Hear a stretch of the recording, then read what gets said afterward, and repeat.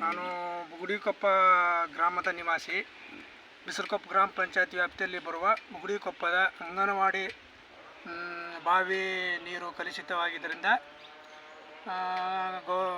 ಪಂಚಾಯತಿಯವರು ನಿಗಾ ವಹಿಸ್ತಾ ಇಲ್ಲ. ಇದಕ್ಕೆ ಸಂಬಂಧಪಟ್ಟ ಅಧಿಕಾರಿಗಳು ಬಂದು ತಕ್ಷಣ ಮಕ್ಕಳ ಆರೋಗ್ಯದ ಸುರಕ್ಷತೆಗಾಗಿ ತಾವು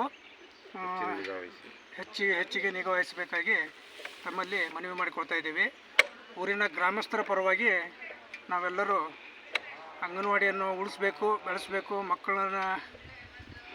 ಮಕ್ಕಳ ಹಿತದೃಷ್ಟಿಗೋಸ್ಕರ ಇದನ್ನು ಆದಷ್ಟು ಬೇಗ ಸರ್ಕಾರ ಆಗಲಿ ಅಥವಾ ಗ್ರಾಮ ಪಂಚಾಯತಿ ಇಲಾಖೆಗೆ ಯಾವುದೇ ಸಂಬಂಧಪಟ್ಟ ಅಧಿಕಾರಿಗಳಾಗಲಿ ಇದನ್ನು ಸರಿ ಮಾಡಿಕೊಡ್ಬೇಕು ತಕ್ಷಣ.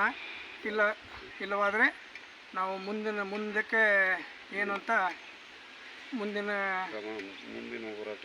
ಹೋರಾಟದ ಬಗ್ಗೆ ಹೇಳ್ತೇವೆ. ಧರಣಿಗಾದರೂ ಬರ್ಬೋದು.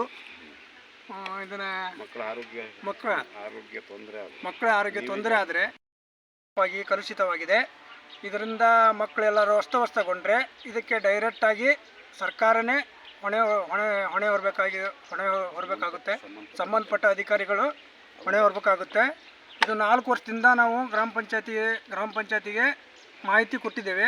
ಆದರೂ ಅವರು ಏನು ನಿಗಾ ವಹಿಸ್ತಾ ಇಲ್ಲ. ಅದಕ್ಕೋಸ್ಕರ ಹೇಳ್ತಾ ಇದ್ದೇವೆ. ಊರಿನ ಗ್ರಾಮಸ್ಥರ ಪರವಾಗಿ ಎಲ್ಲರ ಪರವಾಗಿ ನಾವು ಹೇಳ್ತಾ ಇದ್ದೇವೆ.